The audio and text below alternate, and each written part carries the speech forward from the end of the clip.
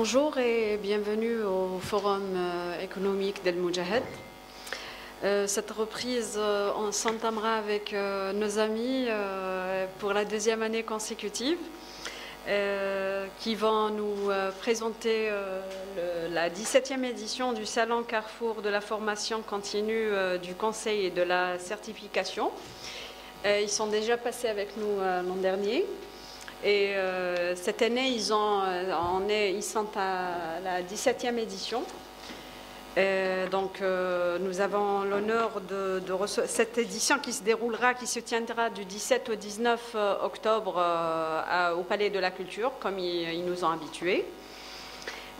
Sous la thématique formation et certification pour des exportations conformes aux normes internationales. Donc, pour nous dire plus, M. Belkhiri, qui est commissaire du salon, va prendre soin de nous donner plus de détails. M. Belkhiri, bonjour. Bonjour, et je vous remercie donc pour votre invitation à participer à ce forum Moudjahid, pour essayer donc de faire du marketing et de présenter un peu notre salon. Alors ce salon, comme l'a dit Madame Aït-Hagouache, on est à sa 17e édition. Donc chaque année, nous organisons le Salon national de la formation, que nous associons la plupart du temps au Salon national de l'emploi et du recrutement. Alors cette année, nous avons décidé de changer un peu et d'élargir la thématique du salon. En plus de la formation, nous avons intégré le conseil et l'accompagnement aux entreprises et la certification, qui est l'une des conditions pour que les entreprises algériennes, chères nos entreprises, soient performantes, compétitives au niveau national, mais surtout au niveau pour essayer de pénétrer le marché international, en particulier le marché africain sur lequel notre gouvernement, nos institutions visent. Donc ce salon permettra un peu de sensibiliser et de faire connaître les différentes conditions nécessaires pour développer cette économie et permettre à nos entreprises de se redéployer sur le niveau international. Alors je remercie les dirigeants de Moudjahid, du forum, en particulier Mme Aït-Hagouache, pour nous avoir invités. Je vous remercie vous, je remercie tous les médias d'avoir bien voulu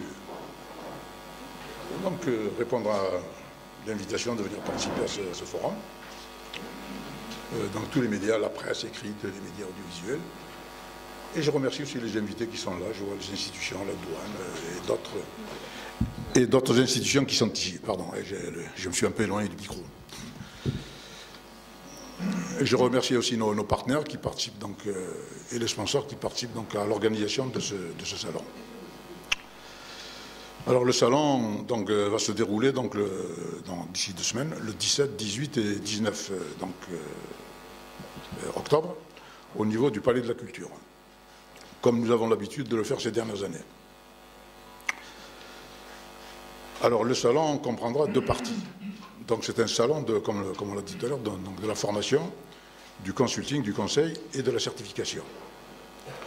Donc le salon va permettre, à travers deux pôles qui seront présents, donc c'est les écoles, les cabinets, les sociétés de conseil, de formation et de recrutement et de certification qui seront présentes d'un côté, le salon va leur permettre un peu d'exposer et de montrer tout leur savoir-faire, leurs capacités et surtout les services et les compétences que ces écoles et cabinets de conseil et de certification peuvent apporter aux entreprises et à l'économie nationale de manière générale. Et deuxièmement, il y aura en parallèle, une série de conférences qui seront données et qui porteront sur des thèmes d'actualité liés au domaine du salon, au domaine de la formation, tout secteur confondu. Alors quand je parle de formation, nous on vise surtout la formation continue et la formation professionnelle, pas la formation académique, hein. C'est la formation continue pour les salariés, les cadres des entreprises. Et aussi pour les particuliers qui veulent aussi se redéployer par faire leur formation. Et donc les conférences se porteront sur différents thèmes d'actualité concernant ces différents domaines. Donc le conseil, la certification, qu'est-ce que c'est, quels sont ses apports donc aux entreprises algériennes qui veulent exporter, comment, le conseil, l'accompagnement aux entreprises, le consulting, le coaching, donc tout ça, parce que tout ça c'est lié à la formation. Parce que si on n'a pas une formation, donc on ne peut pas faire du conseil. Et si on n'a pas de formation, on peut faire de certification. Et si on n'a pas de formation, on ne peut pas être, pour les entreprises, on ne peut pas se déployer ou être performant. Et surtout pas compétitif.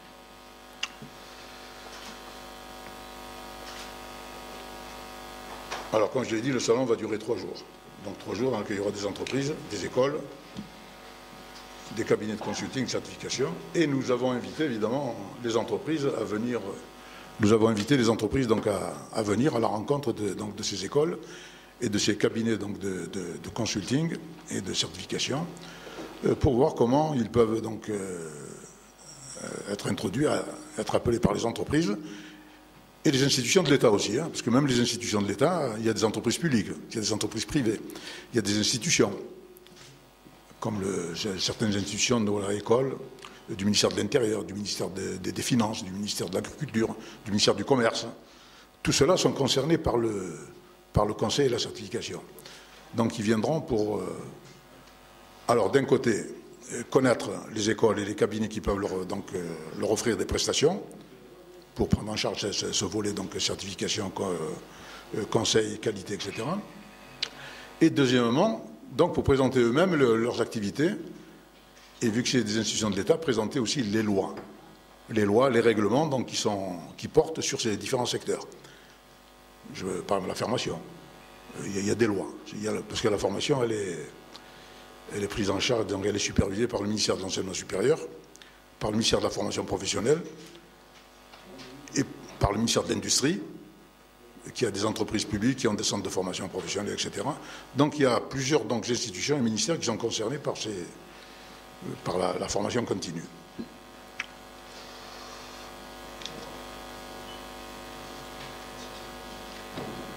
Alors dans la salle, nous avons invité aussi certains partenaires et participants à ce salon. Après, je pense qu'on leur donnera la parole pour présenter les différents volets liés à ce salon. Parce que la formation, comme je l'ai dit, c'est un domaine qui est très vaste. Il touche pratiquement à tous les secteurs d'activité.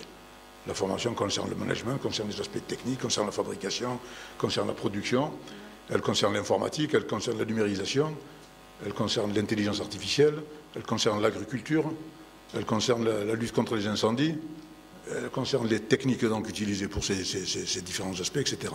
Donc elle touche pratiquement à tous les secteurs de l'économie et de la vie sociale du pays. Nous, évidemment, nous focalisons surtout sur les besoins des entreprises. L'économie de manière générale est prise en charge par l'État, par les différents ministères. Nous, on veut essayer on veut essayer un peu de booster, d'accélérer le développement de notre économie, mais en particulier dans le secteur des entreprises. Et au niveau des entreprises aussi, c'est très vaste, il y a des entreprises publiques, privées dans tous les secteurs. Cette année, nous visons surtout celles qui veulent exporter, celles qui veulent se développer des produits et des services et les proposer à l'exportation au niveau international. Et en particulier au niveau de notre zone, de notre sphère proche environnementale et géographique, c'est l'Afrique.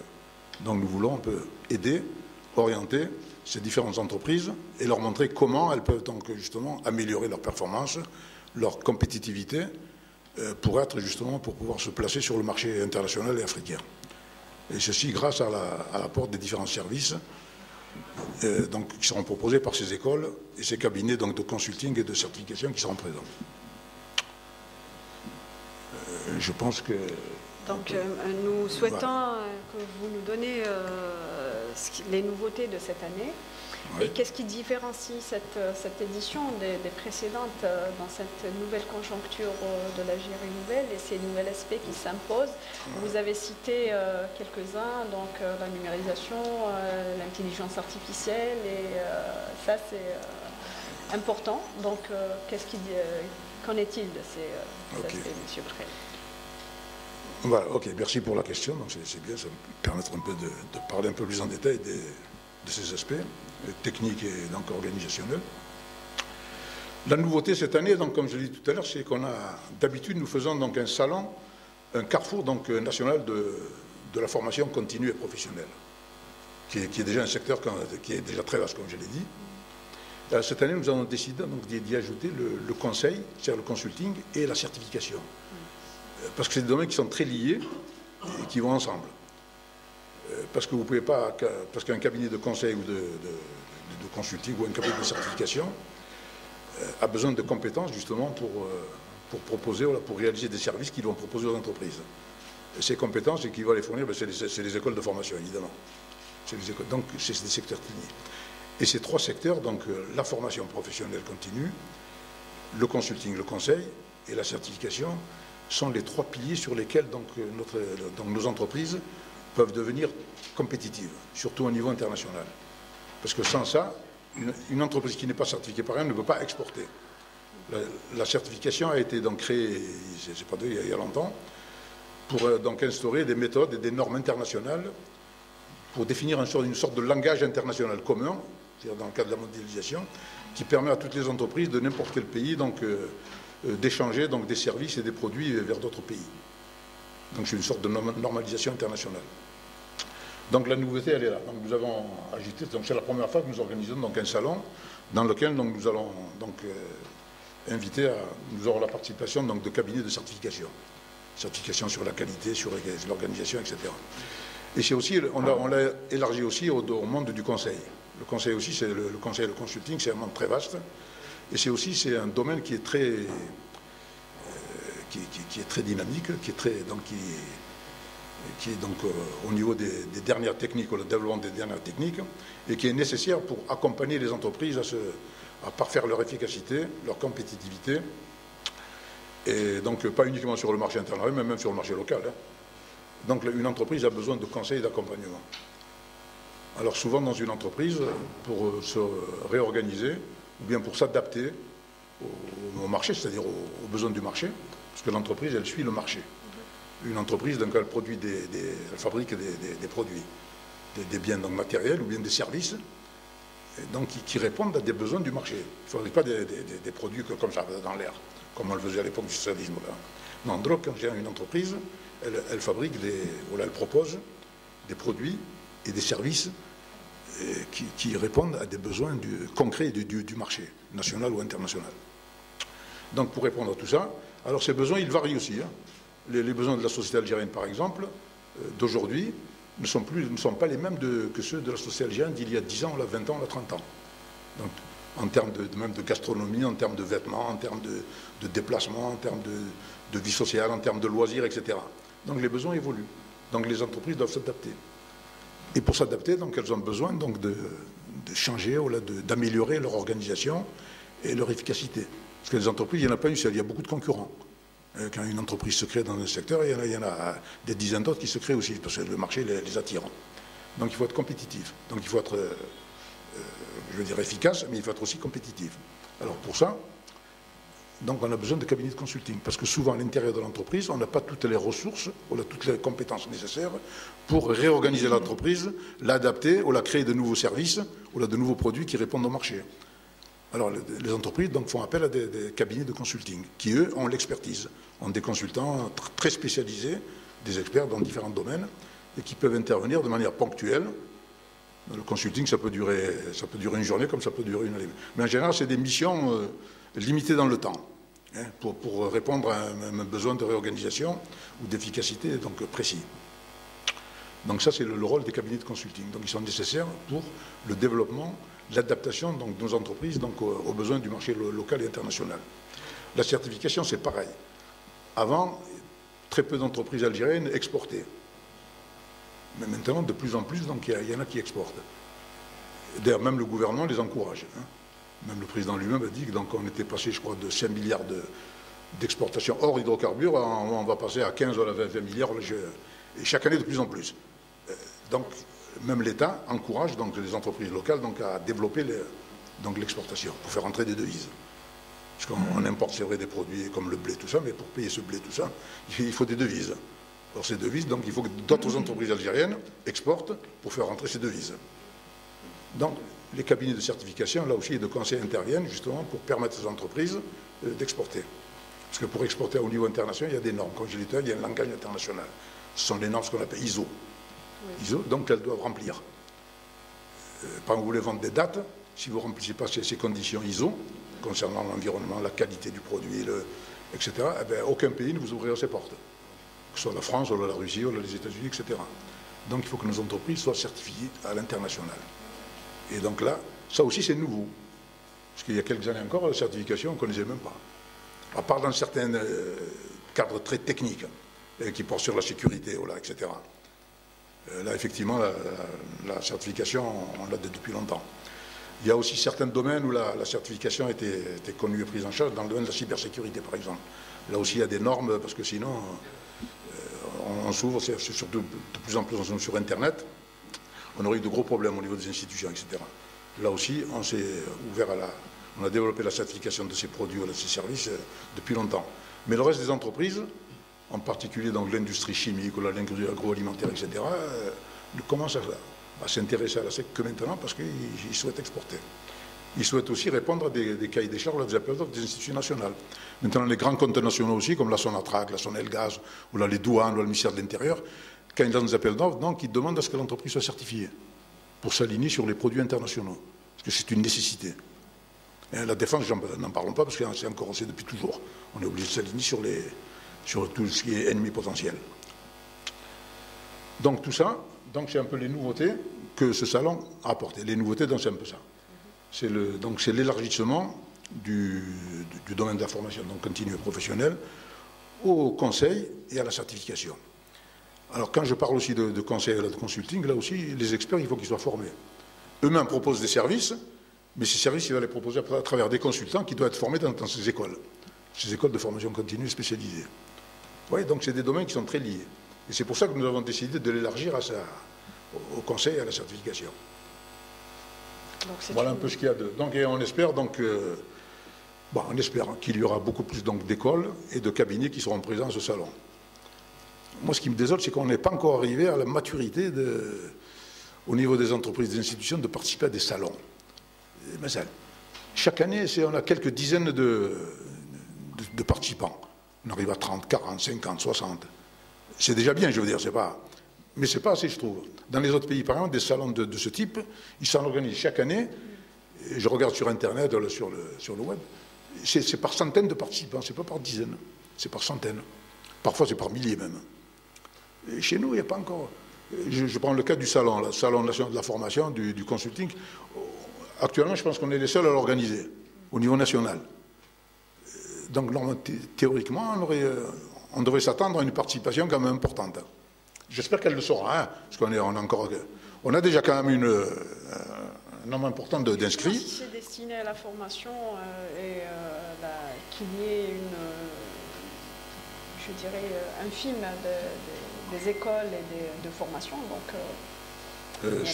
Comment ? La participation, si c'est destiné à la formation, il faut qu'il y ait un nombre important de participants de la part des écoles et des instituts. Effectivement. L'intérêt, notre objectif, c'est qu'il y ait un maximum de participants.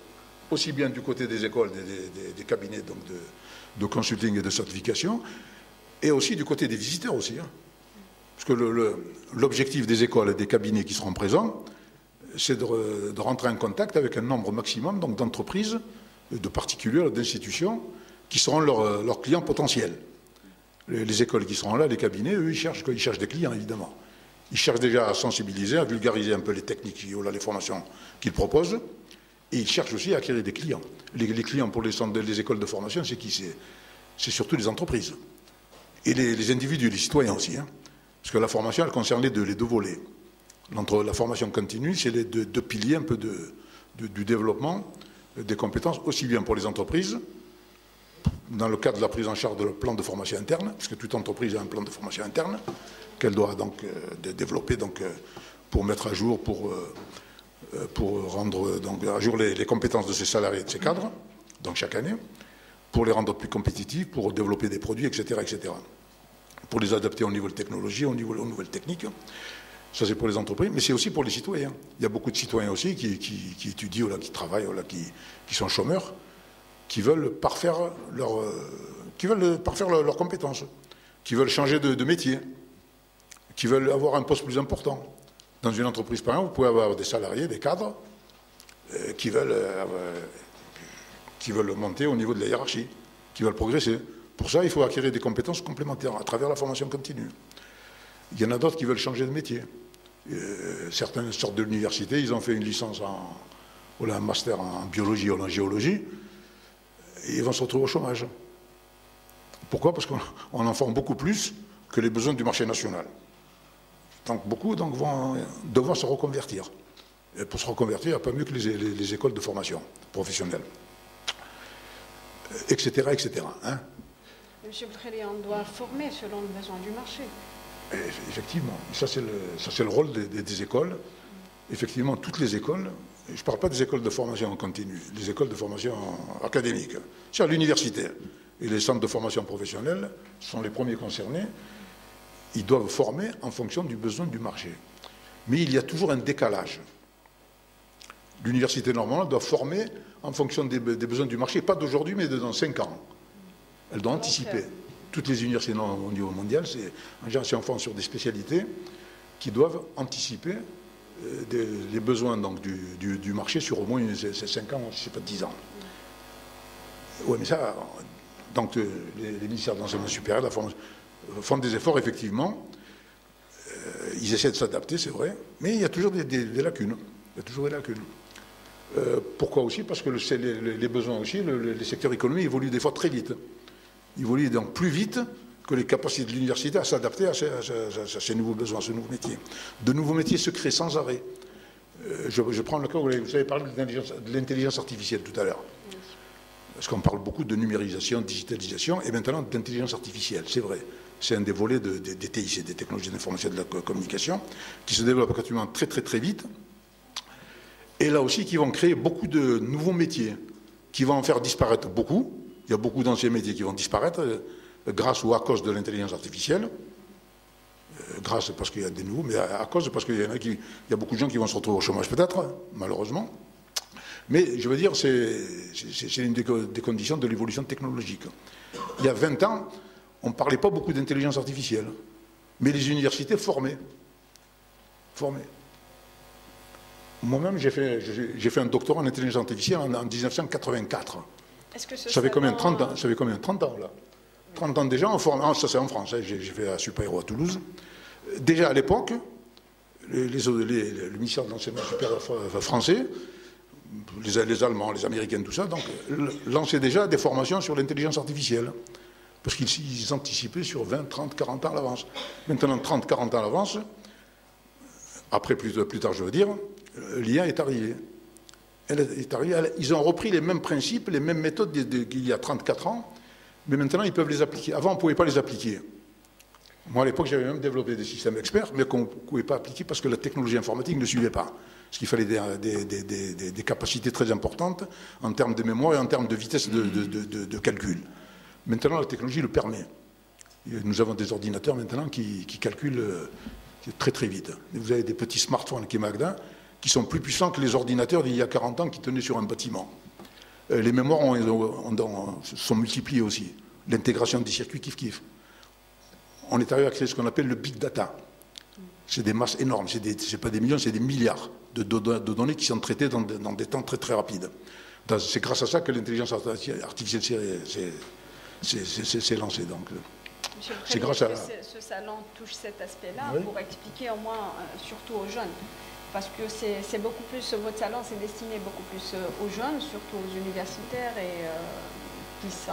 Oui, nous, notre mission, on n'est pas le ministère de l'économie ou de l'argent, nous on veut apporter notre pierre, on veut sensibiliser surtout, contribuer à la connaissance. À la connaissance, oui, à l'utilisation de ces nouvelles technologies, de ces nouvelles méthodes de management, de ces nouvelles méthodes de fabrication, de pensée, de réflexion, etc.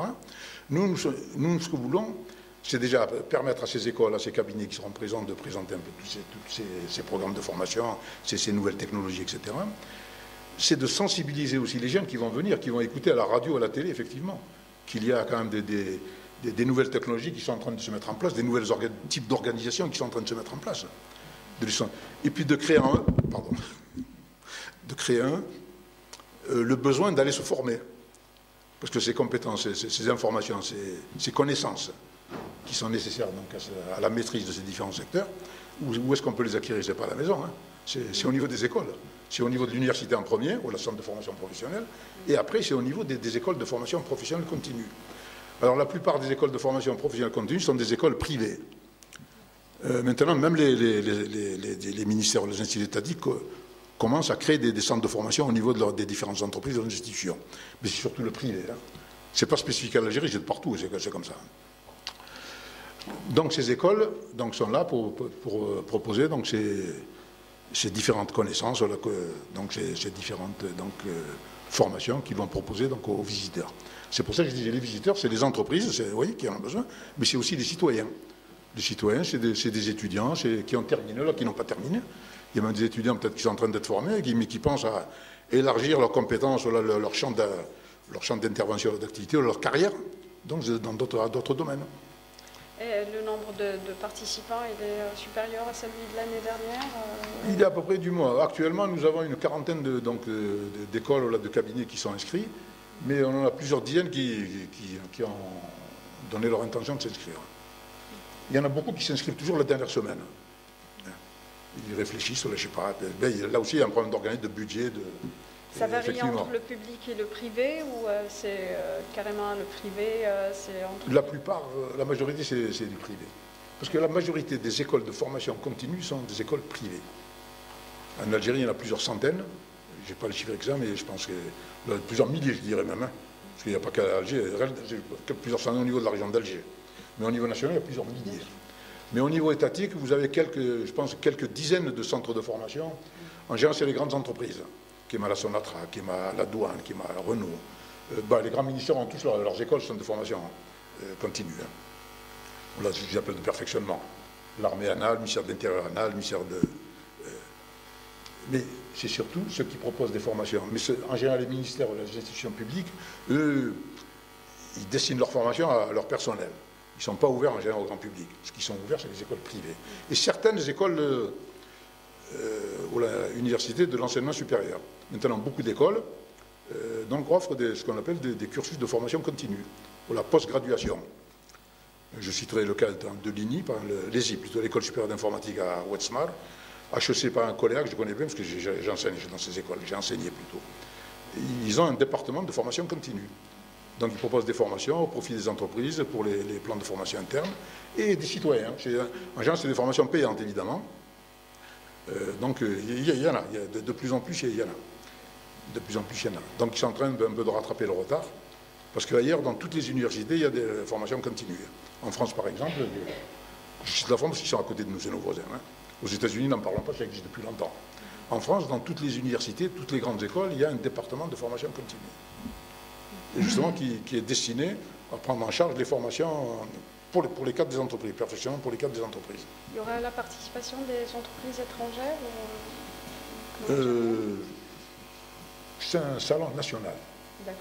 Donc, il y aura des filiales d'entreprises étrangères qui vont participer, des filiales algériennes. Hein. Mais il n'y a pas d'entreprise étrangère en tant que telle. Hein. Ce n'est pas un salon international. D'accord.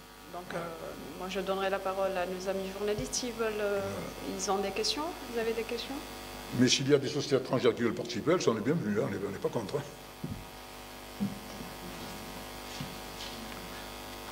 Voilà, est-ce qu'il y a des questions d'ordre organisationnel, technique ou qui peuvent...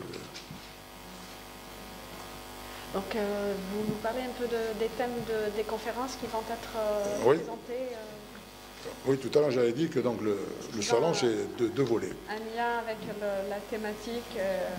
Les exposants et les conférences. Voilà. Alors, au niveau des conférences, il y aura c'est des thématiques qui sont liées donc, à l'objet du salon. Oui. C'est la formation continue, c'est le conseil consulting, le coaching et la certification. Oui. Donc, il y aura des conférences qui sont données par différents spécialistes et experts. Par exemple, je citerai Madame Chamier, elle est là? Non. par ECF Training, ils vont faire une conférence sur la gestion de la qualité à l'exportation. Alors la conférence, ce sera le mardi 17, le premier jour, à 14 h. Gestion de la qualité à l'exportation. C'est là où elle va parler de la certification, des conditions préalables pour justement pouvoir exporter à l'international. Justement, qu'on est destiné à l'exportation, le pays se convertit vers l'exportation, donc c'est une occasion, c'est une aubaine pour avoir... Oui, pour parler un peu de qu'est-ce qu'il faut faire, quelles sont les normes, par exemple les normes à remplir. À entreprendre. Voilà. Quels sont les cabinets qui peuvent intervenir pour prendre en charge, qui peut donner cette certification.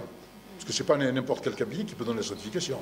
Il faut que lui-même soit agréé par l'État et par l'Organisation internationale de standardisation, qu'on appelle l'ISO. Donc, dans chaque pays, il y a une filiale de cette organisation internationale, justement, qui agrée les cabinets de certification. Ce n'est pas n'importe qui peut venir parce que c'est une norme internationale. Et il y aura d'autres... je vais citer une autre encore. Là aussi, il y a BLH, je sais pas, les principes et avantages de la norme ISO 21000. On va parler beaucoup de certification. Il y en a une autre qui va porter sur le conseil à la formation, le risque fiscal. Parce que la formation continue aussi, et les entreprises, beaucoup d'entreprises, par exemple, ne la font pas comme il se doit. Ils n'ont pas de plan de formation donc, interne. Parce que le plan de formation interne, c'est un coût. Parce que pour former ses salariés, tout ça, chaque année, vous les bloquez pendant une semaine ou un mois, c'est un coût. Alors beaucoup d'entreprises hésitent pour former leur salaire, leur cadre. Or, dans la réglementation algérienne, il y a une loi qui donne un budget, qui est géré par le FNAC, qui dépend du ministère de la formation professionnelle. Ils ont des milliards. Parce que toutes les entreprises... Moi, j'ai dirigé une entreprise, je sais que chaque année, dans les charges sociales, les impôts, il y a une partie, je me rappelle, c'est 1 ou 2%, qui est donnée justement pour la formation en continu. 2%. Et on paye, toutes les entreprises payent. Donc vous payez, soit vous prenez la formation, vous payez votre poste, soit vous la donnez à ce fonds qui est le FNAC. Alors cet argent après, justement, il sert justement à aider les entreprises à prendre en charge leur formation, leur plan de formation interne. Et beaucoup d'entreprises ne le savent pas. Ils ne le savent pas. Donc là aussi, l'un des objectifs, c'est de faire connaître un peu ces différentes réglementations et lois qui permettent donc la prise en charge financière de cette formation continue. Vous aviez une question tout à l'heure? Oui. On a parlé de maturité. De maturité, oui. Et puis, vous avez cité aussi que dans les pays développés, il y a plusieurs milliers etc. Est-ce que vous êtes conscient que l'ensemble du peuple algérien, d'abord c'est récent, ces trucs, etc. Si vous permettez, je vous... Oui, allez-y, oui. Je permets tout. L'explication du Moudjahid d'aujourd'hui. Oui. Voilà qu'est-ce qu'il dit, le Moudjahid d'aujourd'hui. Ouais.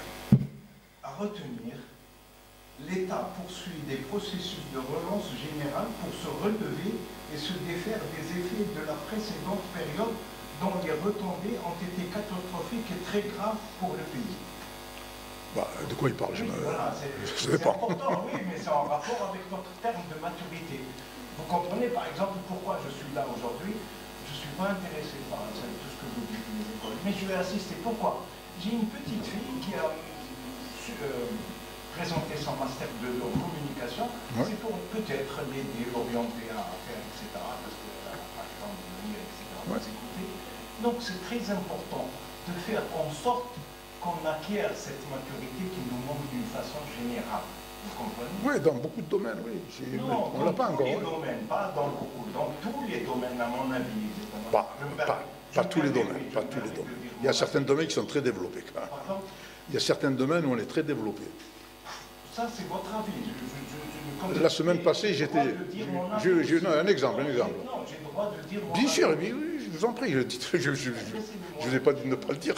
Donc, c'est dans tous les domaines qu'on doit faire en sorte pour élever notre maturité et élever notre conscience. Merci. Ok, je vous remercie. Non, je vais vous répondre. C'est vrai, il y a beaucoup de domaines où on doit élever la maturité. Mais certains domaines où l'Algérie est très développée. Par exemple, je prends l'exemple des infrastructures routières. La semaine passée, j'étais au Bled, en pleine Kabylie, à 2000 mètres d'altitude. Vous savez, on a des routes de partout. Et ça, aucun des pays de la... Il y a des routes de partout. Dans tous les villages, vous avez des routes, vous avez l'électricité, vous avez le gaz, vous avez... À part l'eau. L'eau, c'est international, c'est une période de sécheresse. Mais, non, mais ça m'a... Parce que je comparais, j'ai regardé un reportage sur TV5 où il nous montrait le Maroc, où il n'y a même pas de route pour accéder à certains villages. Nous, dans ce domaine, on a dépassé ce stade. Au niveau des infrastructures, on n'a presque rien à envier à des pays européens. Hein. C'est pas pour faire de la brosse, là, je sais pas. C'est la réalité. Par contre, dans d'autres secteurs, on est très en retard. Maintenant, je parlais, moi, du secteur de la pédagogique, le conseil, la formation, etc. Là, effectivement, on a beaucoup de retard. Je prendrai le cas de ce salon. C'est la 17e édition. Le salon de la formation, à l'époque, c'est le salon de la formation et du recrutement. Je combinais les deux. J'ai commencé à le faire en 2007, au niveau de l'INZ, l'Institut du commerce, à Ben Aknoun. On avait créé un centre de carrière, un career center. C'est pour orienter les étudiants, et les étudiants pour leur chercher des stages, des jobs, etc. Pour aussi les orienter pour leur carrière, pour développer leur carrière, pour perfectionner leur formation, etc. Et en même temps, pour recevoir des informations en feedback de la part des entreprises, pour connaître leurs besoins réels et adapter nos programmes de formation à ces besoins réels. On avait créé ce centre en 2007, dans le cadre d'un partenariat avec l'Université du Michigan, les Américains. C'est les USA qui ont financé d'ailleurs, pendant 4 ans. On l'a installé et c'est là où on a commencé à organiser ce salon, le Salon national du recrutement, la première. Après, je l'ai élargi à la formation. C'est moi qui l'ai créé, ce salon. Il y a 17 ans, ça fait longtemps quand même, 17 ans. Eh bien, 17 ans, vous savez, chaque fois j'invite les autorités à venir parrainer, à venir participer. J'invite le ministère de l'Enseignement supérieur, le ministère de la Formation professionnelle, le ministère de l'Emploi, parce que c'était le salon. Mais vous savez, ils ne viennent jamais. Et le ministère de la Formation est venu une fois, ou là 2 fois. Une fois, c'est le ministre qui est venu, la deuxième fois, c'est son... Mais les autres, ils ne sont jamais venus. Moi, j'aimerais bien que les autorités viennent. C'est un salon très important. Le ministère du Commerce, il fait des salons, tout le monde y va. La foire, c'est bien aussi, je ne dis pas, c'est bien. Mais j'aimerais bien qu'ils viennent aussi s'intéresser à ce salon qui est technique, pédagogique. Il n'est pas matériel, on ne vend pas des machines, là, des robots, ou là, des camions. C'est le know-how. Là, on a beaucoup de retard. Et quand je vais en France, ou là, aux États-Unis, ou là, ailleurs, il y a plein de salons de ce genre. Sans y aller, vous regardez sur Internet. Il y a même des salons virtuels maintenant qui se font sur Internet. Ouais. Oui, bien sûr. 17 ans que vous avez créé cette édition. Ce salon, oui. Il y a 17 ans. Ouais. Vous savez par qui, comment on était géré à cette époque?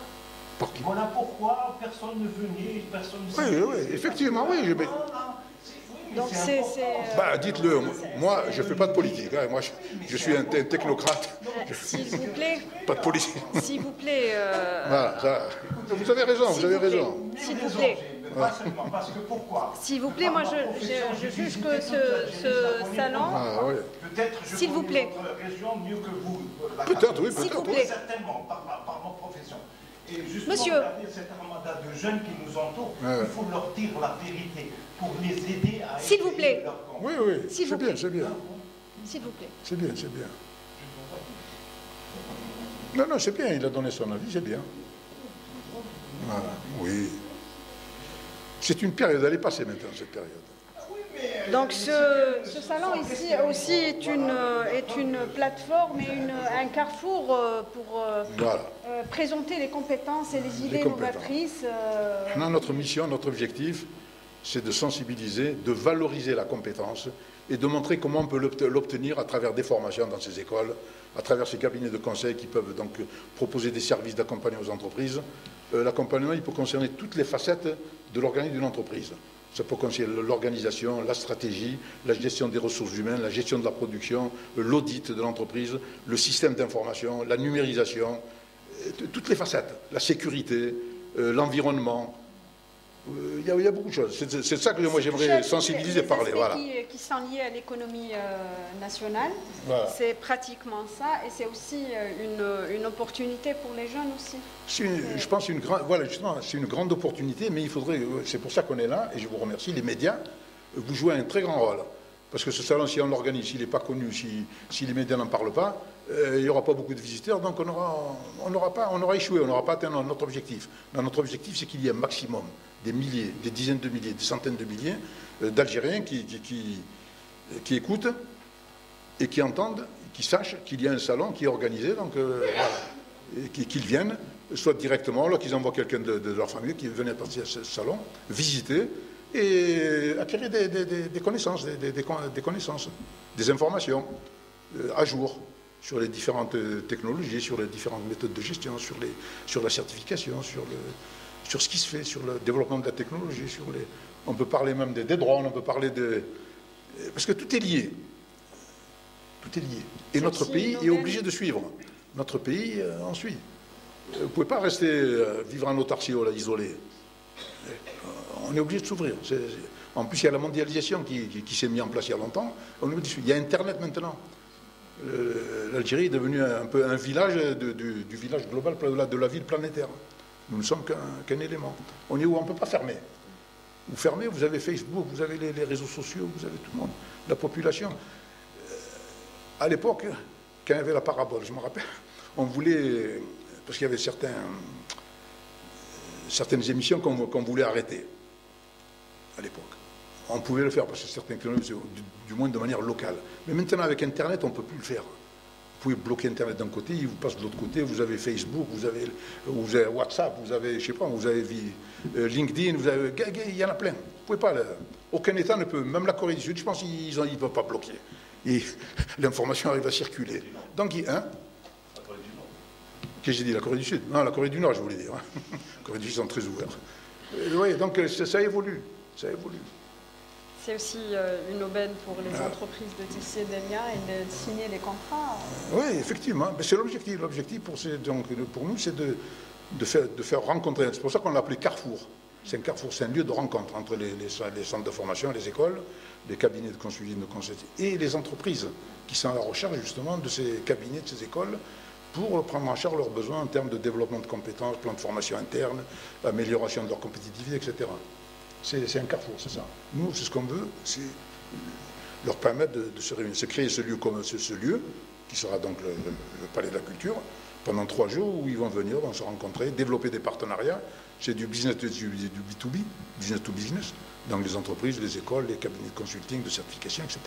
Donc ils vont s'asseoir, chacun va voir quelle école, quel type de formation. Surtout que le mode, enfin cet aspect de certification, c'est nouveau chez nous, il n'y avait pas ça avant. Oui, c'est nouveau. Donc, maintenant, ça prend un peu d'ampleur, ça commence à prendre un peu d'espace. Effectivement. Et vous ouvrez aussi... Nous, on ouvre, on essaie d'accélérer un peu l'ouverture. Nous, on essaie de participer à l'accélération. Les gens qui ne connaissent même pas ce que c'est une certification. Oui, il y en a beaucoup qui ne savent pas. Hein. Il y en a beaucoup qui ne savent pas ce qu'est une certification. Il y en a beaucoup qui ne savent pas que c'est l'intelligence artificielle. Il y en a beaucoup qui ne savent pas que c'est la numérisation. Quand on parle de numérisation des entreprises, il y en a beaucoup qui ne savent pas ce que c'est. Numérisation, c'est quoi? C'est l'informatisation des différentes activités de l'entreprise. C'est ça. L'organisation des salons, c'est une occasion. C'est l'utilisation des moyens informatiques pour la gestion des ressources humaines, de la production, etc., etc. Donc, alors moi-même, je dirige une entreprise qui fait ça, qui s'appelle ADT Informatique et Sécurité. Donc on propose à nos clients, qui sont les entreprises, les institutions, donc la prise en charge de leurs besoins en termes de numérisation, d'informatisation, de sécurisation et de mise à niveau de leurs compétences dans ce domaine. Parce que pour gérer donc un logiciel de gestion des ressources humaines ou gestion de la production, il faut former le personnel. On ne gère pas de la même manière donc un système manuel comme un système informatique, évidemment. Parce que là, on va mettre en place des réseaux, on va mettre en place du Wi-Fi, on va mettre peut-être Internet, connexion Internet. Donc il faut se protéger, il faut limiter les accès. Donc il faut introduire une réglementation de contrôle des accès donc à ces différentes ressources informatiques, etc., etc. On développe aussi des applications sur l'IA. L'IA, comme je l'ai dit, donc elle est en train d'envahir, comme l'a fait l'informatique il y a 50 ans. Après, il y a eu l'informatique mobile. Après, il y a eu la téléphonie mobile. Maintenant, c'est l'IA. L'IA, c'est de l'informatique, mais c'est des logiciels intelligents. Avant, les logiciels ils ne faisaient que ce qu'on leur disait, que ce qu'on leur programmait à l'avance. Tout était programmé à l'avance, tous les cas de figure. Si c'est dans tel cas vous faites ça, sinon vous arrêtez. L'intelligence artificielle, non. Maintenant, on a créé des programmes qui réfléchissent d'eux-mêmes et qui développent leur connaissance d'eux-mêmes. Ils apprennent. Mais pour ça, il leur faut des volumes très importants à partir desquels ils vont apprendre. C'est ce qu'on appelle l'apprentissage automatique. Et c'est là où intervient ce qu'on appelle le big data. Qui m'a Google, là, ce qu'ils ont fait, ce qu'ils ont lancé, c'est les grands opérateurs d'Internet. Hein. C'est Microsoft, c'est Google, c'est Amazon, parce qu'ils ont des milliers, des milliards de données. Ils ont des bases de données immenses, qui contiennent des milliards de données. C'est à partir de ces données donc, qu'ils apprennent. Quand vous connectez sur Google, vous faites des recherches, Google, vous savez, il enregistre tout. Et qu'on appelle ça, des utilisateurs de Google, il y en a des milliards. C'est pratiquement toute l'humanité. Je crois qu'il y a 4 milliards, 5 milliards qui l'utilisent. Donc chaque fois, il a 4 milliards de données. Et donc toutes ces données, donc, ils ont des moyens puissants évidemment pour les prendre en charge. Ils les traitent. Ils ont des logiciels d'intelligence artificielle qui vont puiser là-dedans, qui vont les traiter, les arranger, les triturer et tout ça, alors les labelliser. Et puis après, ils vont revenir avec de nouvelles connaissances qui vont réinjecter dans la base de données.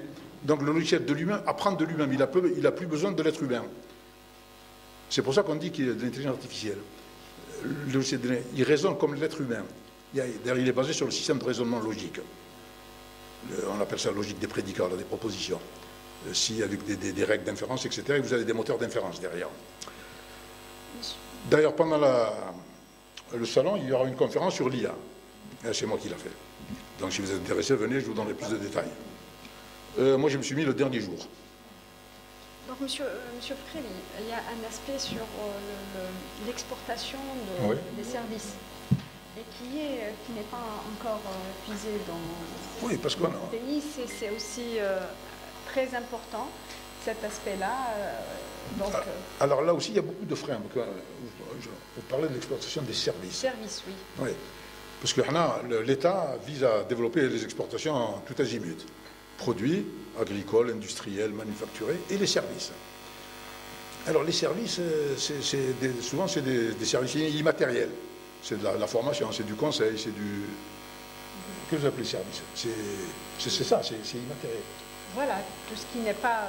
Ouais, mais après, vous savez, moi je le dis parce que j'ai travaillé avec une société étrangère, on a développé des services. On développe un logiciel ici, par exemple, pour le revendre aux États-Unis ou là en France, parce que la main-d'œuvre chez nous est beaucoup moins chère.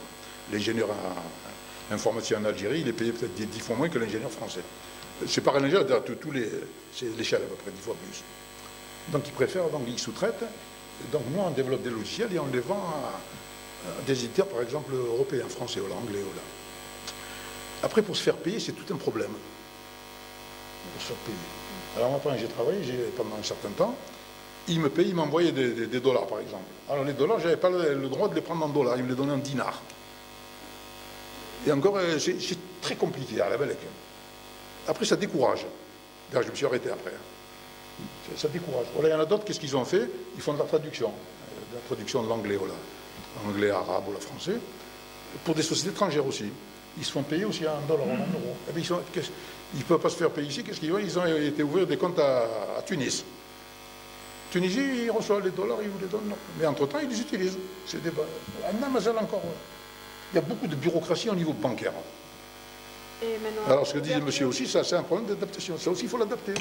Et avec l'ouverture le ministère des impôts à l'étranger, ce qui se fait à l'ouverture des banques à l'étranger, ben ça va aider, effectivement, ça va aider, j'espère du moins. Ce plan-là. Mais ce que je veux dire, c'est que le secteur bancaire, je pense, la monétaire de manière a pris beaucoup de retard chez nous. Ils auraient dû s'informatiser. Même le paiement électronique, à la bague, il commence à peine. On a pris 20 ans de retard. Dans les autres pays, on paye tout avec des cartes de crédit normales. Même dans les petits pays africains, des fois. Chez nous, on a pris beaucoup de retard. Pourtant, la SATIM, elle a été créée il y a longtemps. Je la connais, je travaille dans le secteur.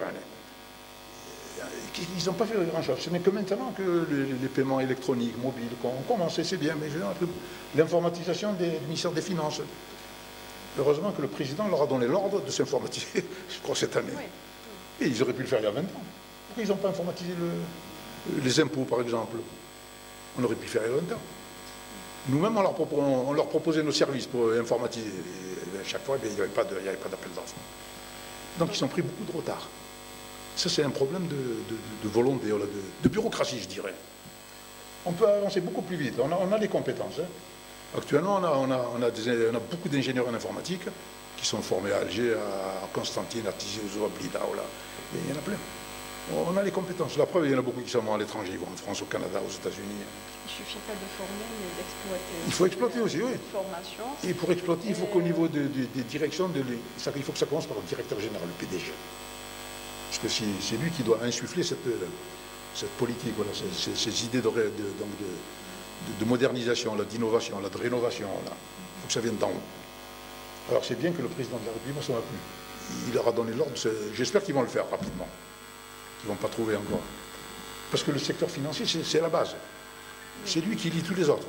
Si une entreprise, vous ne la payez pas, elle coule. Le but d'une entreprise, c'est de faire des bénéfices, c'est pas de travailler comme ça. Hein.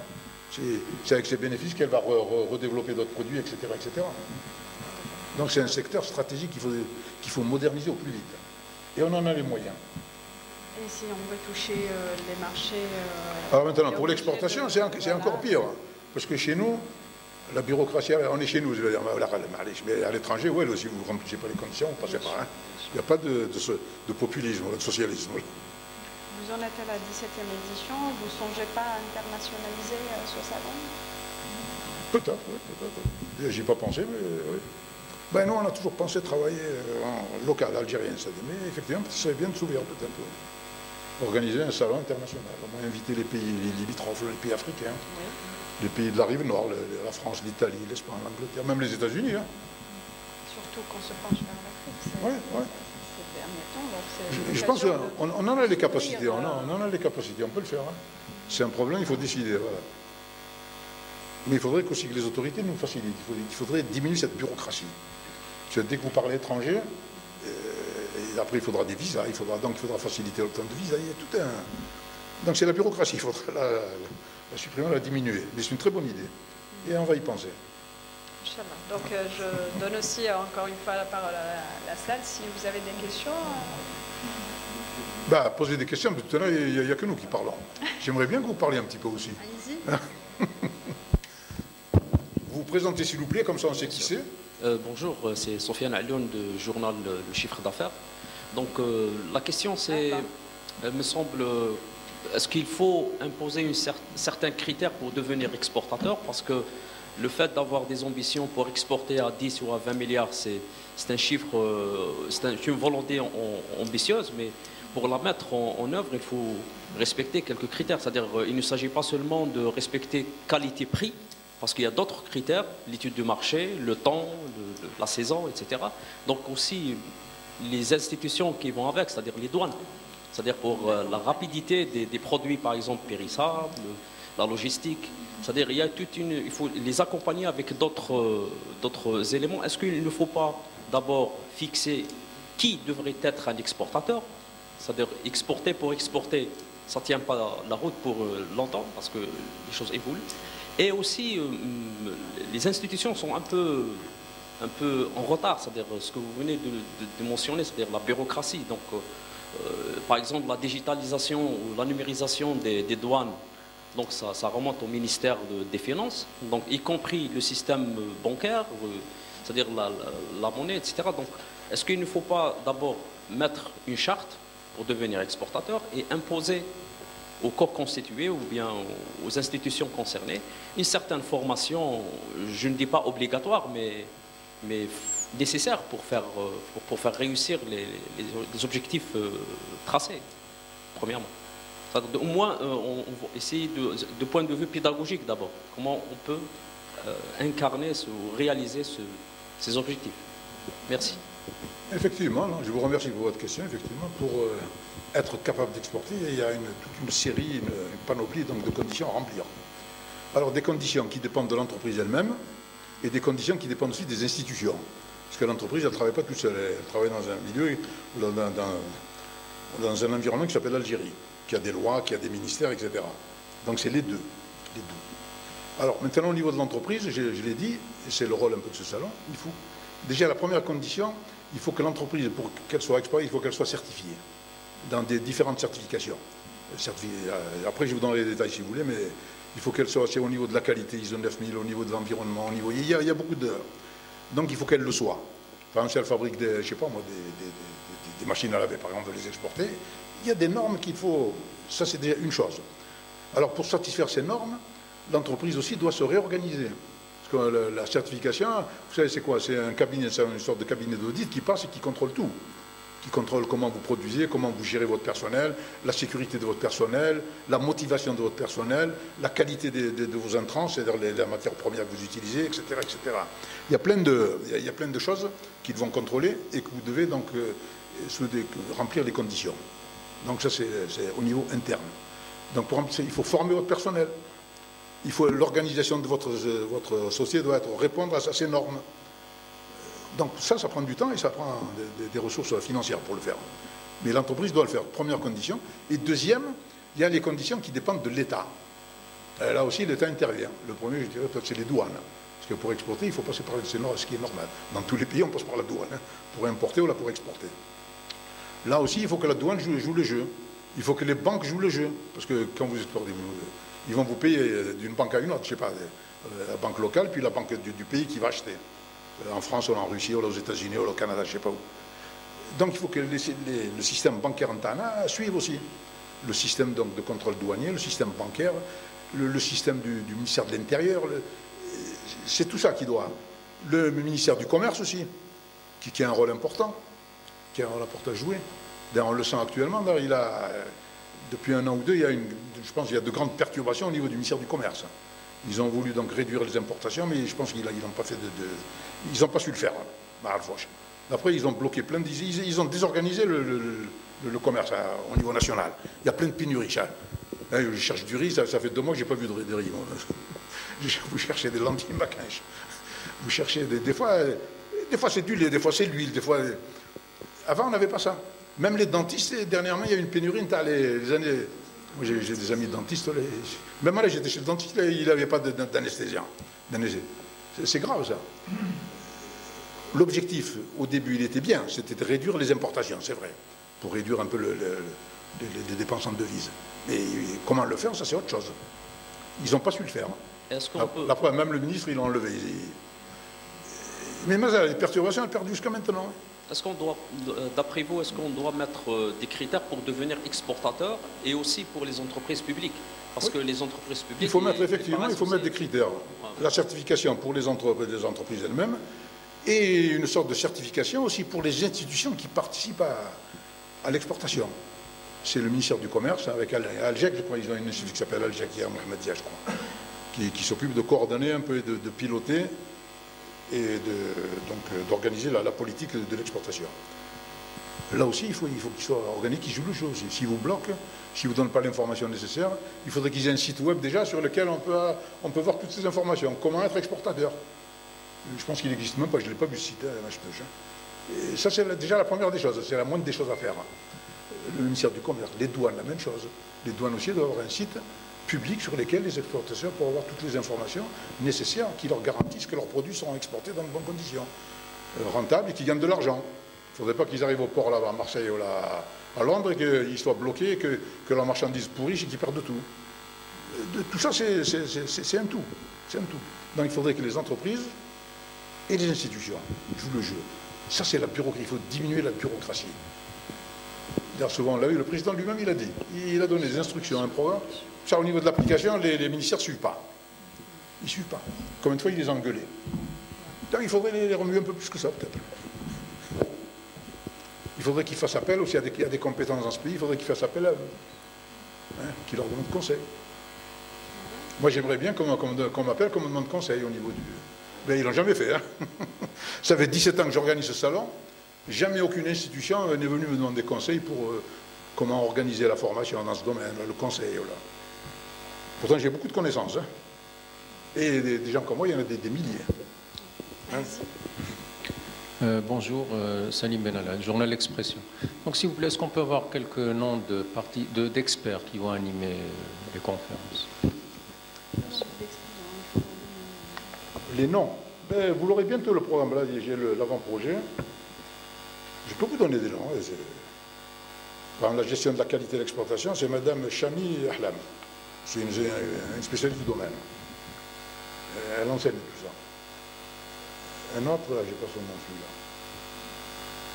Il y en a une autre qui va être faite par monsieur Chetti, directeur de la certification, contribution de la certification à la promotion des exportations. Hein? Ah ben voilà, il est là, donc très bien. On aimerait bien vous entendre. Donc on aimerait bien vous entendre. S'il vous plaît, puisque les responsables de la certification sont là, j'en profite pour poser une autre question. La certification coûte cher et on est à l'ère des PME, des startups. Ça ne risque pas d'exclure du monde du processus. Voilà, donc qu'en est-il? Voilà, merci. Effectivement, la certification, le conseil, la formation, elle a un coût, c'est clair. Ou pour certifier une entreprise, ISO 9000, ISO 14000, 22. C'est vrai que c'est un coût. C'est-à-dire pour pouvoir parvenir à l'exportation, il faut investir. Alors le coût, c'est là où je disais, il faut que les banques jouent le jeu aussi. L'entreprise peut demander un crédit, justement, pour lui permettre d'assurer la mise à niveau, la formation, justement, pour obtenir la certification. Il y a les banques. Ils peuvent aussi s'associer en groupe, en sorte de coopérative. Ils peuvent s'associer en groupe, faire un groupement par exemple à l'export, et demander la certification pour le groupe. Ça peut se faire aussi. Et là, ils partagent un peu le budget nécessaire à la prise en charge de la certification. Mais je pense que c'est surtout la banque. Le rôle des banques, c'est ça, c'est d'accompagner les entreprises dans le développement de leurs activités. Là aussi, les banques, il faut qu'elles jouent le jeu. Actuellement, je sais qu'elles ne jouent pas. Et les crédits, en général, ils les donnent à qui ils veulent. À qui ils veulent. Moi, il y a une année, j'avais soumissionné pour un appel d'offres pour informatiser une structure. Il fallait acheter le matériel. J'ai été retenu. Mais pour acheter le matériel, j'ai pas assez d'argent. J'ai été voir ma banque, pour me donner un crédit. C'est pas une grosse somme, c'est 2 millions de dinars. Hein. Eh bien, ils n'ont pas voulu me le donner. Regardez qu'il nous faut l'autorisation, il faut un coup de fil du PDG ou là, du je sais pas quoi. Là. Donc, madame Madame Chibani, directrice générale d'Alicef, nous participons au salon. Oui. Madame. Et je vous remercie d'avoir élargi à la certification. Donc, Alicef, ex-Vinsot, on est présent sur le marché depuis 20 ans et on couvre les prestations d'évaluation de la conformité, à savoir l'inspection, la certification, l'étalonnage. Aussi, on assure des prestations de formation et des études d'impact. Ce salon, il sera une opportunité pour vulgariser sur les concepts de la certification, parce qu'il y a des confusions, parce qu'il y a 3 types de certification. Il y a la certification système de management, il y a la certification des produits, il y a la certification des personnes. Pour Alicef, nous certifions les organisations et nous certifions les personnes. Pour les produits, ce sera des projets en fonction du besoin du marché. Je veux répondre à la question sur la certification qui est chère. Elle est chère par rapport à quoi? Pour avoir un auditeur compétent, c'est des années d'expérience. Cet auditeur doit travailler, avoir des expériences sur plusieurs domaines. Il doit être formé, occuper des postes de responsable qualité, de pilote et d'auditeur interne dans son entreprise au moins 5 ans. Par la suite, il faut le former quand il s'intéresse pour la certification tierce partie. Il faut 1 année à 2 ans pour le qualifier. Pour qu'il soit responsable lead auditeur, il faut 3 ans à 5 ans. Pour qu'il ait les compétences sur 3 référentiels, c'est 3 à 5 ans. Monsieur, vous achetez une compétence. La certification, c'est un investissement comme la formation. Vous investissez pour avoir retour sur investissement, pour le développement de votre entreprise. L'entreprise doit avoir un caractère apprenante pour pouvoir capitaliser déjà l'expérience au sein de l'entreprise et apprendre de ses échecs et de son expérience, et aussi intégrer le concept de l'innovation. Pour l'exportation, la certification est nécessaire Vous dites que mon produit est de bonne qualité. Il faut donner une visibilité avec un certificat. Vous voulez cibler le marché africain, le ZLECAf. C'est très bien cette thématique. Les Africains travaillent sur la normalisation régionale. Ils ont développé des normes harmonisées qui vont être exigées pour exporter en Afrique. Donc on doit aussi faire une veille et s'intéresser à la normalisation africaine. Surtout si on veut avoir une ouverture des zones de libre-échange. C'est ça le but. Voilà. On est membre de l'Organisation africaine de normalisation et qui ont développé ce volet de certification. On doit s'intéresser. C'est bien qu'il y a un capital expérience. Il faut savoir qu'en Algérie, il y a 25 ans d'expérience dans le domaine de la certification, où la première entreprise certifiée était l'ENIAM en 98, 97 et 98. C'est vrai que le marché de la certification n'a pas progressé comme nos voisins. Nous sommes à 600 ou un peu plus entreprises certifiées, ISO 9001, ISO 14001, ISO 45001. Pour l'agroalimentaire, il y a une douzaine ou bien une quinzaine d'entreprises. Il n'y a pas beaucoup. Donc, notre marché évolue lentement par rapport à nos voisins. La Tunisie, ils sont à 1000 et quelques organismes certifiés. Le Maroc, la même chose. Quels sont les domaines qui sont beaucoup plus demandés Alors, les domaines sont la construction, et j'explique sous le contrôle de mes collègues, la construction, les bureaux d'études, dans le domaine de la mécanique, et le transport. Voilà le directeur de la certification, M. Schter, qui va présenter une communication le 18. Il va expliquer la contribution de la certification à l'exportation. Voilà, donc déjà vous avez le premier objectif quand on met en place un système et on cherche la certification. Pour aller à l'exportation, il faut s'intéresser à la réglementation de chaque pays ou bien chaque région. On parle de l'Union européenne, tout le monde connaît le marquage CE, c'est une réglementation européenne qu'il faut intégrer dans son système. On va faire la même chose pour l'Afrique. Pour pouvoir répondre, il ne faut pas se dire qu'ils ne sont pas à jour. Ils sont à jour, ils sont en train de développer et on doit être partie prenante et faire notre veille pour gagner des parts de marché parce que c'est un marché d'avenir. Donc, monsieur, ce n'est pas cher la certification. On a du mal à recruter des compétences parce qu'on ne peut pas les payer, parce que les clients ils disent que c'est cher. Par rapport à quoi c'est cher? C'est 20 ans, 25 ans d'expérience pour être auditeur chevronné, parce que l'audit, ce n'est pas venir vérifier seulement la conformité, c'est un rapport à valeur ajoutée où vous allez mettre en place un plan d'action pour pouvoir vous améliorer. Quand on parle de la maturité, c'est l'amélioration continue. Quand une entreprise se présente chez vous pour avoir cette certification, ça prend combien de temps pour l'avoir? Alors, il y a une phase de préparation, de construction du système, il y a une phase de certification. Alors, quand il y a une demande, nous, on évalue la recevabilité.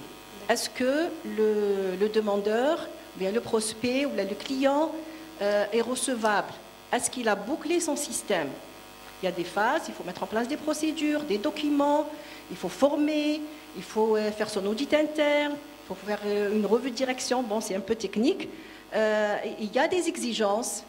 Et parmi ces exigences, à l'intérieur, il y a aussi la formation. Il doit former. Chaque projet, c'est en moyenne une trentaine de jours de formation, plus le conseil. Si l'entreprise est prête, c'est 2 à 3 mois, n'est-ce pas? Non? Selon l'effectif, si c'est un monosite ou la multisite, ça, tout dépend de la taille de l'entreprise. Un monosite, une petite PME, c'est 2-3 mois pour être certifié. Mais un multisite, parce que c'est plus de temps, la durée est plus importante, et puis c'est réparti sur plusieurs wilayas, il y a une répartition géographique. Là, ça prend plus de temps pour pouvoir certifier. Donc, parce que c'est un processus. Et là, lors du salon, on va expliquer la différence entre la certification système de management, la certification produit et la certification des personnes. Et aussi, on va expliquer toutes les étapes de certification. Les étudiants qui sont en management, ils seront les bienvenus aussi, on va leur expliquer s'ils ont des travaux de recherche.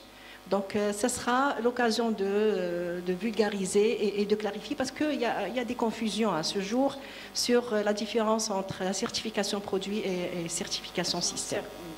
Voilà, je vous remercie. Merci. Si vous permettez, je donne la parole au directeur, M. Jté, directeur certification, qui peut... Donc, bonjour tout le monde. Donc, on vous remercie pour l'invitation. Donc, c'est M. Jté Mourad, donc je suis senior auditeur QSE, donc de la qualité 9001, 14001 à l'environnement et 45001 santé et sécurité au travail. En même temps, je suis directeur certification chez ADICF-SPA. Donc, c'est pour répondre un peu à monsieur sur le coût de la certification et l'exclusion de certaines entreprises. C'est vrai que, comme l'a dit Madame la directrice, Madame Chibani, c'est un coût à payer. Pourquoi? Parce qu'on cherche une valeur ajoutée. Quand on décide de mettre en place un système de management, c'est qu'on veut aller, déjà la première des choses, c'est de se conformer aux exigences internationales.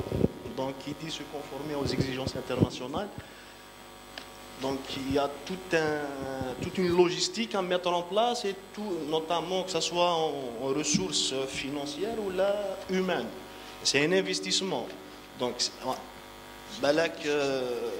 au bout d'une année ou là 2 ans ou là 2-3 ans, on aura un retour sur l'investissement, notamment en constatant l'amélioration continue de notre système, de notre gestion, notre traçabilité par rapport à ce qu'on est en train de faire et tout.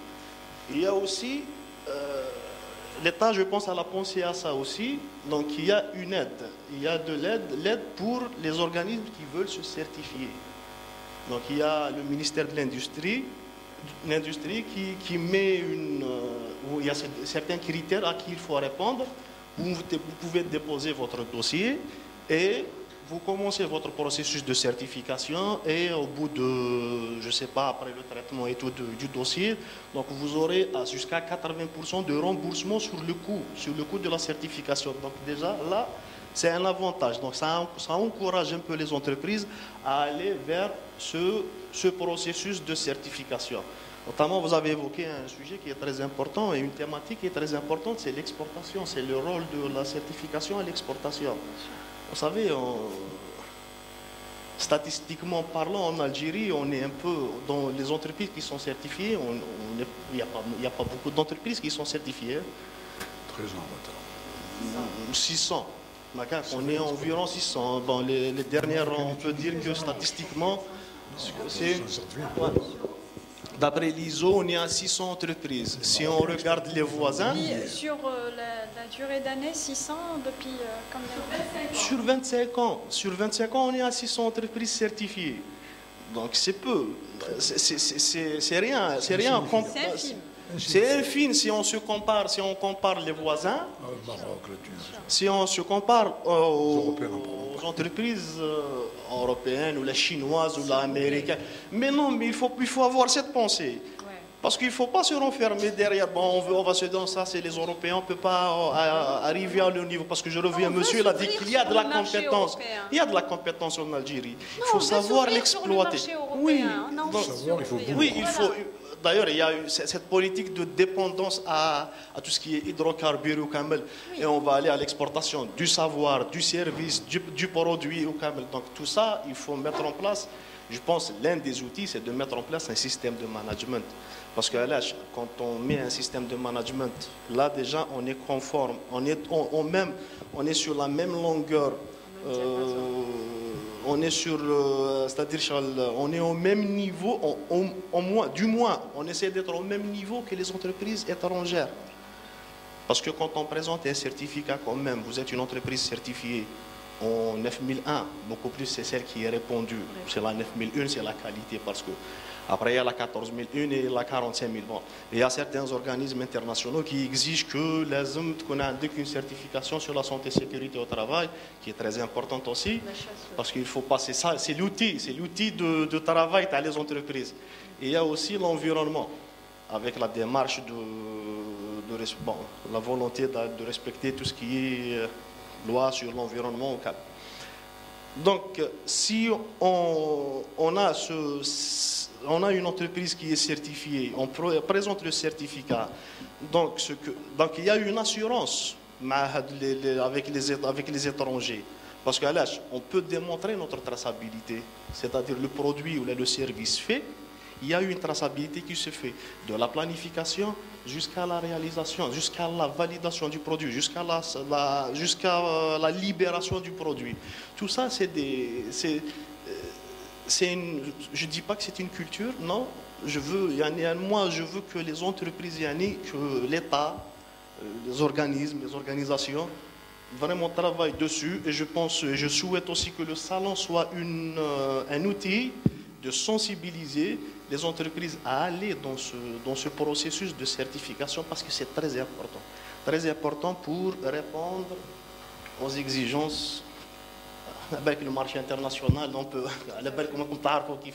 Il y a des exigences qui vraiment très élevées à qui il y a de la compétence, on n'a qu'à l'exploiter pour vraiment être au même niveau que les entreprises étrangères. Voilà, merci beaucoup. Merci de nous avoir enrichis avec ces explications. Monsieur Préli, si vous avez quelque chose à ajouter. Non, je les remercie. Ils ont donné beaucoup plus de détails. C'est des spécialistes, donc au niveau de la certification. Et ils ont montré donc la nécessité donc de développer donc cette activité et de sensibiliser donc les entreprises, le public algérien et les autorités aussi de notre pays à cette problématique et de les sensibiliser surtout pas à créer, disons, mais à mettre en place donc